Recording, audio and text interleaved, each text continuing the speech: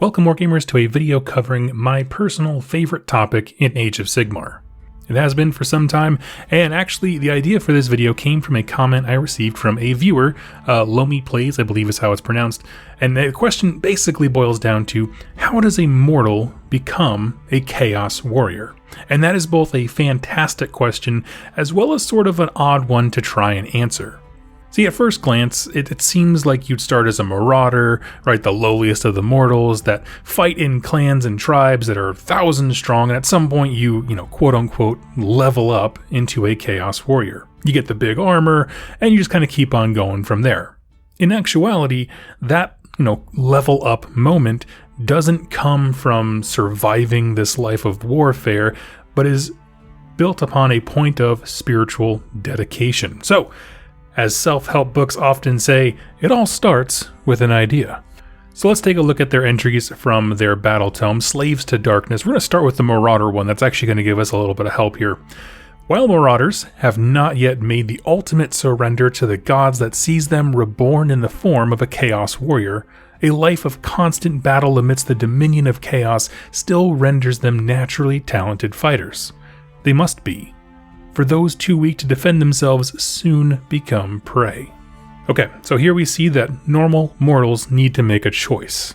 Yes, their lives are already full of war and bloodshed, but keep in mind, not all chaos is just, war bands roving around. They have tribes and communities and families and so on. So I see this as a primal and dangerous tribe of people that may have a shaman or something, someone who acts as a mystic in describing, the will of the gods. They might not know anything about the four chaos gods. Keep in mind, they might have their own deities they worship and never heard the name Nurgle or Khorne or whatever.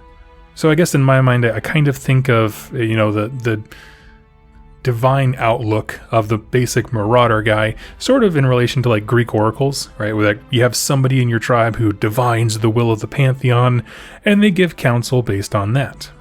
But the distinction is that not every mortal in that tribe is utterly dedicated to the chaos gods. It's a part of their lives and their cultural identity for sure, but they haven't necessarily given their lives in service to them.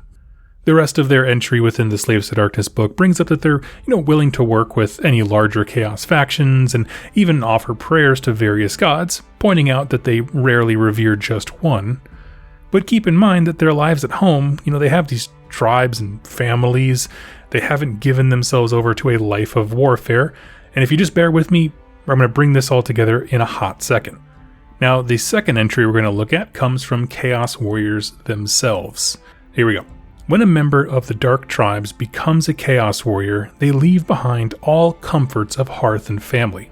For them, only a lifetime of war awaits. Such is the will of the gods. For it is through becoming a Chaos Warrior that a mortal takes their first true step upon the path to glory. It is a decision from which there is almost no returning. For the Dark Pantheon are jealous beings, and they have little patience for mortal doubt or regret. So, based on the description we get here, at some point, a member of a tribe or a clan has to make a decision, right? Dedicating the rest of their mortal lives to the service of the dark gods, which means they then become that, idealistic or iconic warband that just roves around looking for war. Once you set on this course, every bit of your life is about pleasing the gods and trying to gain their favor.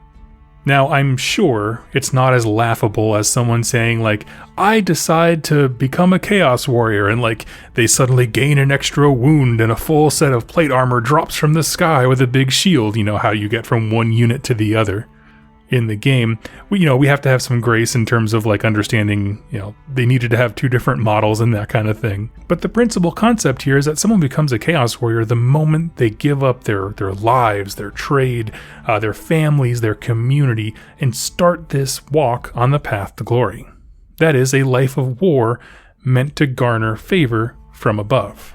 I think of it this way. Chaos Warriors are to men and women who have dedicated their lives to intense military careers, whereas Marauders are like citizen militia. For the Marauders, they're everyday people.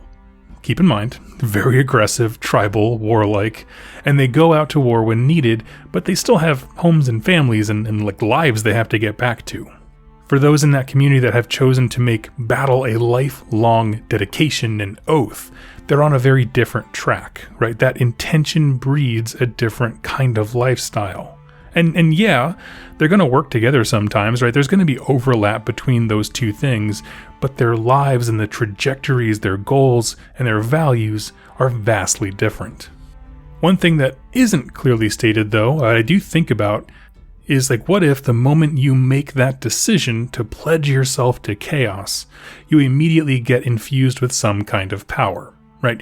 We know that the rewards for walking the path to glory are all kinds of like demon mutations, and it even starts very subtly with like, an increase in strength and resilience and longer lifespan. And my question is, what if those more subtle ones are perks that you get immediately, right? Because after all, you are dedicating your life to the Chaos Gods, and it would demonstrate on their end that they're willing to keep their word when it comes to, promising boons and that kind of thing. And this would help explain why, a person goes from a marauder who dies when you look at them to being on par with a Stormcast Eternal, which is exactly how they're described within their battle tome, right? What happens? There has to be some change to make them go toe-to-toe with a demigod. Now, admittedly, that is totally my own conjecture, right? But hey, it explains the extra wound and the better save that they get on the tabletop game. Now, once a warrior makes this dedication, likely the next step is to get plugged into a warband or, of course, form their own. The idea here is that strength follows strength, and while all of these warriors, see their battle brothers as their competition as well, they also understand that an ounce of teamwork goes a long way. We can do bigger and better things if we fight together, and when it comes time for only one of us to ascend to the next level, we'll figure it out then, right? Then we'll get into the squared circle and figure out who should be the Chaos Lord, but until then, we're going to work together as a warband and make it happen. So to put it really simply here at the end of the video, a normal mortal becomes a Chaos Warrior when they dedicate themselves to a life of war. All the other stuff I mentioned was kind of trying to understand the differences of like when they make that decision, what happens to separate them from the common rabble. Now, I want to talk about this. Why is this so cool? Okay, why is the Path to Glory awesome? And I bring up the Path to Glory because becoming a Chaos Warrior is the first step, right? It's that decision point of dedicating your life to something bigger. Every one of these heroes, right? Oh, I guess hero is a relative term. Every one of these, Chaos Warriors or combatants has a story arc and a motivation behind their decision, right? A well-written villain doesn't start their day as a normal person and go, I'm kind of bored. I guess I'll dedicate, my possibly immortal life to war, right? Assuming they start as immortal and they gain enough gifts and they get immortality. Because walking this path is not fun, right? It's not entertaining. It's a life of pain. You're surrounded by enemies, most of which is your people you're walking around with who want to kill you to squash their competition. And even if you do rise to the top, you're most likely going to end in death if you're lucky, or spawndom if you're unlucky, where you literally just take on so many blessings from the god you turn into this monster that's, just in eternal agony. But there are some fantastic stories that give these champions their motivation, right? Made their decisions to gain this power so that they could protect ones that they love. That's the case of Korgus Kull. His tribe was under threat of being destroyed, and so he essentially became one of the first Khorne champions in order to protect them. Of course, that has taken him down a very dark road. But then you have stuff like maybe some tribes see choosing this life as honorable, much in the same way that, old military families like from the colonial eras or whatever would. Like, it's just something that you do. Your heirs and how much stock your family has is tied to how many people you dedicate to the military. Others still might have just been left with nothing after a Chaos Horde destroyed their home, right? And seeing this predator and prey world, they just decided out of survival instinct, well, I either need to join them or get killed by them, and I don't want to die. And so they become Chaos Warriors in that moment. Whatever the reason, I love it, right? It's something I've talked about to death on this channel. I apologize. I could go on for hours, but I hope that answers the question at its most basic level.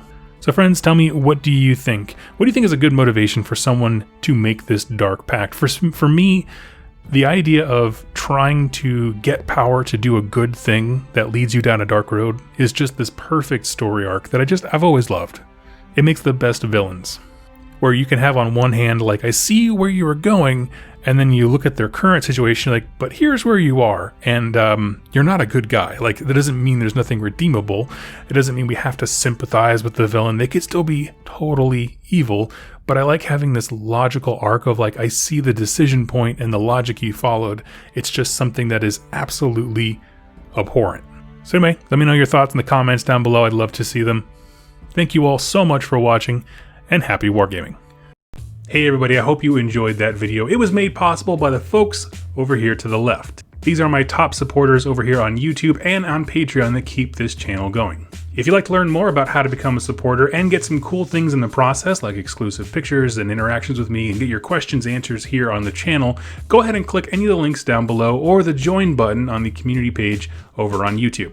Regardless of your choice, I wanted to thank you so much for joining me with this video, and I look forward to seeing you in my next one. Happy wargaming.